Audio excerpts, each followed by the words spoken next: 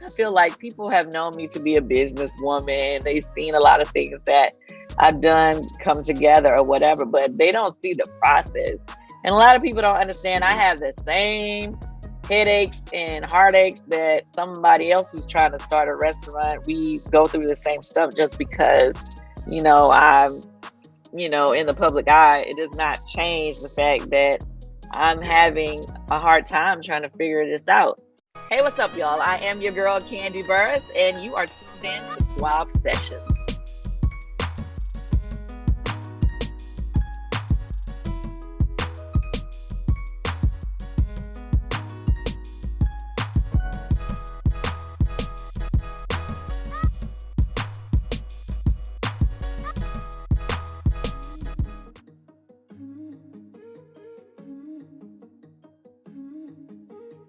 I think the world has been kind of turned upside down with the new show. So I guess to start, what made you do? Because I told you before, you don't sleep. Like, I don't think that sitting down is your thing. So what made you add something else on the plate? Well, okay. So this is something that my husband thought of. He was the one that came up with the restaurant, and then he's the one who said we need to do a show about the restaurant. And we honestly were supposed to do this show 2 years ago. We had actually started filming for Bravo 2 years ago, right before the pandemic hit. We was filming for 1 week. The show was lit. We was like, oh, it's gonna be so good. And then boom, the pandemic happened and everybody had to shut down production. We had a restaurant, so they were saying they didn't know when or if it would ever come back around. And so we were super sad about it, to be honest with you. Yeah. And it wasn't until this past summer, late spring, when they told us that they wanted to revisit the idea and start back filming. Okay, so was the pilot the first episode? Was that one that was done before pandemic? Mm-mm. So all of this is like after it. Yeah, everything is brand new. So there were even a couple people who were actually supposed to be in the show that are no longer in the show because either they got fired during the last 2 years or they quit. You know what I'm saying? Like, it's a restaurant. The real life is things change, people go, whatever. So, yeah. It's only like a couple of pieces of footage that you'll see, like in the flashbacks, that it would have come from what they filmed when we were doing it before. So it's not that many moments, but I think there's like one time when they refer to my cousin Patrick and it hasn't played yet. My cousin Patrick and Chandrika's boyfriend, they referred to the fact that they almost came to blows once before, and that was actually on camera. So they had a clip that they flashed back to from 2 years ago when it actually happened, but it's a very short clip. They don't show much of that. Were you nervous about showing the backside of your restaurant? 'Cause I worked in hotels for a while. We don't show the back of the house. So it's like, yeah. We actually told them they could not film in like the kitchen areas and stuff like that, but we ended up bending a little and letting it happen. And the jury's still out on if we feel like that was a great decision or not. But overall, I mean, everything about the show is like, people are gonna nitpick any and everything. When the people that work there are unhappy about stuff, people are like, why you letting them do that? Oh, we didn't have a generator. Oh, they stand us up about the dang old generator. it's like anytime you allow people to see the ins and outs of your business, it's like you pull back the curtain. You know what I mean? And so for us and for me overall, I feel like people have known me to be a businesswoman. They've seen a lot of things that I've done come together or whatever, but they don't see the process. And a lot of people don't understand I have the same headaches and heartaches that somebody else who's trying to start a restaurant. We go through the same stuff. Just because, I'm, in the public eye, it does not change the fact that I'm having a hard time trying to figure this out, and I think the whole point for us, we were trying to show people on our side of things, like, it's a struggle. It doesn't matter who you are. Do you think more pressure is put on you because of who you are? For like sure. everything to be perfect? Oh my God, for sure. Like simple, like the generator situation, for instance. Our restaurant is on Peter Street, which is a popular area in Atlanta or whatever, and there are lots of restaurants and bars. I could tell you not one of them has a generator. Not one of them. And there's some other famous people on our same street, and they ain't none of them got no generator either. So it's just like funny to me that everybody's like, oh my God, you don't have a generator? I'm like, no, we don't. It doesn't happen that often. But that's the other thing. A lot of people thinking that you could just put like a little small generator on a building. A building like that, you have to have a commercial sized generator, which is a whole process you have to go through with the city to get that done. So people, in their minds, they thinking like the little generator at home, like maybe like a small generator. That's not what you would need. And it was interesting because Todd referenced like he would have to go get permits and get clearances and all sorts of stuff to put a generator back there. So it's not simple. Yeah, no, it's not simple. And I think, and that's the other part of, if you're talking to people who don't understand or don't know, and they don't get it, they not thinking on the same level of what has to be done, Like if I say generated, most people, they think a generator, they think it's that little thing that you can, like you said, roll down the street or something. That ain't it. Nah, that's a lot. We talked in your last interview about like staffing and like your Yelp reviews and all of that. And now it's like we get to see the staff and where the Yelp reviews are coming from. Do you think, like I said it has a great side and a bad side. Like the great side is now you can say, okay, that explains the Yelp reviews. Like now we see who this person is. And I was like, the bad side is just like, ooh, that explains the Yelp reviews. So is it, when you're now watching back, do you look at it and say, I need to make more changes to bring different people in? Or are you, you have like a family atmosphere in the restaurant?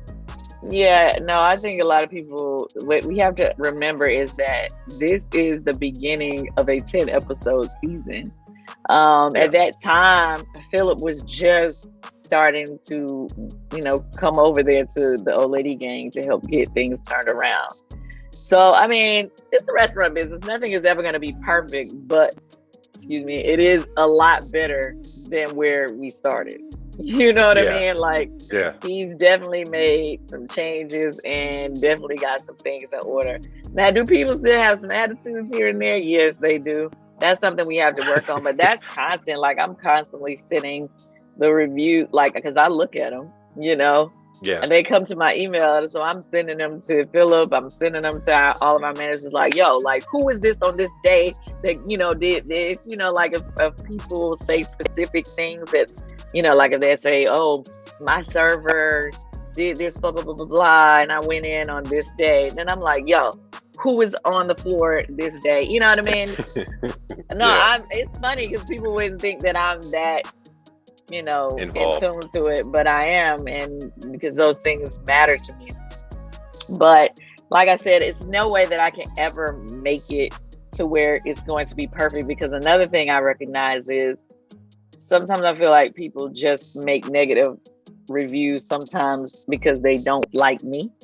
And so they just like, sometimes I'll see a review. I saw this one review that recently, this person said, I don't like the fact that they already had a whole bunch of bad reviews and they put a bad review, but they had never been there.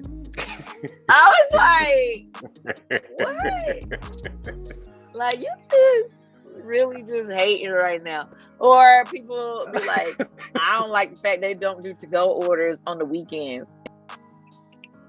So you mad you didn't come in to eat, but you gave me a bad review. Like, you gave me a 0 for that. Like our restaurant is stupid busy on the weekends. We can't do both. There's no like, space for it. There's no yeah. space. Like So it's there's like just people are super hard on us. Yes. knowing that. And this is you're what 3 restaurants in. So there's Blaze and then Old Lady Gang on Peters and in Camp Creek and the one Camp in the Creek. State Farm. Mm-hmm. So there's 4.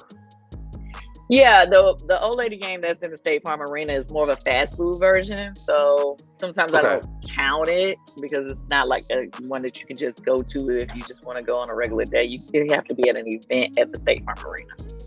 Okay, got you.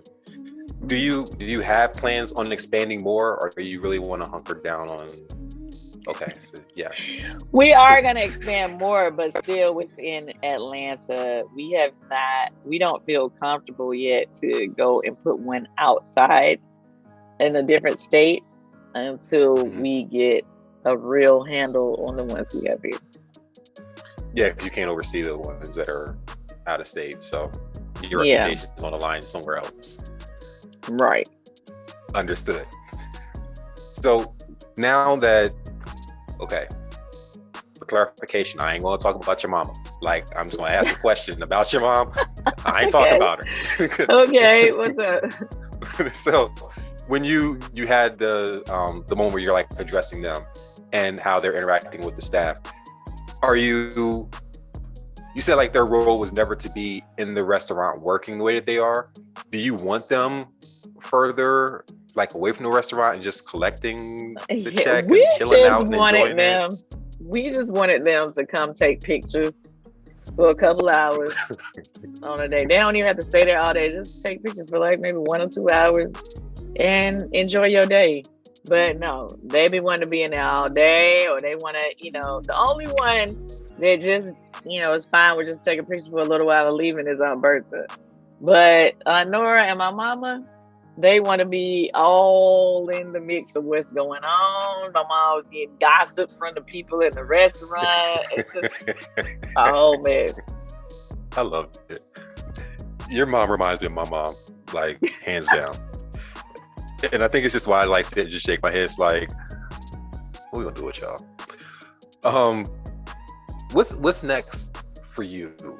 I mean, because you just like you had a year. You did Broadway. You finished the Housewife season. You now have a new show jumping off. You did more television. You did another movie. Like, what's next? I got a lot of things on my bucket list. My husband and I want to produce some movies, produce some TV shows ourselves, like scripted. Okay. I do plan on being a producer on another Broadway show. Hopefully that will happen this year. It's something that I'm in talks with. I definitely want to be more in the talk show space. I guess that's why I've been doing Speak On It. Before that, I did Candy Coated Nights. Like I've always, kept something going. Yeah. And we're gonna have more restaurants too. On the real estate end of things, we're talking about developing like a small little subdivision, a small one. Just a small little subdivision. No, small. Okay, only like 6 to 12 houses. Not nothing. Okay. I mean, which is like right now in the city, like Atlanta has the opportunities that are there for people getting into developing. Because literally all you got to do is get the land, and then we got the set. land. We did do that. So that's what I'm saying. Originally we were talking about building us another house, and then we were like, no, we'd rather use that as an investment. So that's how we started thinking to do a subdivision. And the nosy people of the city, obviously, they know the area that you live in, and everyone's like, why doesn't Kandi move somewhere else, or why doesn't she leave South Fulton and go South Side, splurge? Southwest? Well, okay, why not go splurge? Well, this is how I feel. Growing up, I always wanted to live in a Black affluent area, right? So when I was a kid, I used to me and my mom would just drive through the neighborhoods, like at the end of Old National. I don't know if you've been to Atlanta. It's like nice area, just near where Rick Ross lived, like the subdivisions around him. Or we would come to Cascade sometimes, which is the area I moved to now. I don't care if anybody knows, whatever. And we would drive around this area. But I I mean, obviously in the area I'm in, it's a mixture, obviously. You know, you could be in the hood one side, you could be in a really nice area, one area, the other side. But the thing about it is that I love is that there are lots of us, meaning Black people, who are successful that live in this area. And I like to see it. Yeah. That's the only answer I can give you. And plus, I feel like we are convenient to the city. I'm convenient to my businesses. I'm convenient to the airport. I don't really see the point in me spending crazy money to live on the north side of town. For why? I feel like every time somebody gets some money that is Black, they always want to go move way out to Duluth, way out to all these other areas. Nothing is wrong with that. Don't get me wrong. There's nothing wrong with that. But we never want to invest in our own communities. And then we always have a problem when all of a sudden the area started changing. What you call it? Gentrification. Gentrification happens. And I always say they have to gentrify you because you allowed your stuff to go down. Like if all of us who are doing well fixed up our communities, we wouldn't have to be gentrified. So, you know, I just look at it that way. And I don't know. I like being in my area. I mean, some people say whatever. I'm not saying that I could never move like downtown or Buckhead because it's still close to the city, but I'm not moving all the way out just to be like, oh, this is a nicer area. No. I'm not doing if you gotta get on Spaghetti Junction, it's a problem. Yeah, like, that's not. Nobody got time for that. I ain't got time for that. And you know, let's be real. Some people, some of us don't like to be around us. That's just not me. Yeah. And I'm proud to say, like, a majority of all of the mayors for the last freaking 30 years in Atlanta have lived in my area. Yeah. But I mean, we have had Black mayors ever since the 70s. So. I think, because kind of like off topic, does the gentrification thing with Atlanta, and you see like all the high rises that are being built, and you see like the expansion and the amount of people that are coming into the city. I moved here maybe 4 years ago this summer, and I tell my friends after living in Philly and New York and LA, when they start building up, they're bringing more people in. And I was like, Atlanta specifically, they're trying to change the race of the mayor. Like, they don't want a Black mayor in this city. They want somebody to come in here and take over and redistribute all this that is Black owned at the moment. Yeah. So when you, knowing that and having businesses here and having friends that have businesses here, growing up here, and you see that, what does that do for you? Like, what does that do? What does that make you think? It scares me, the thought, because I feel like one of the main reasons why Black people are doing so much better here in Atlanta, business-wise, financially, or whatever, is I feel like because we've had a lot of Black leadership in our city since the 70s who put laws in place for there to be more opportunity for people of color. You don't necessarily have to be Black in order to take advantage of some of the minority participation laws. That's what they have here in Atlanta.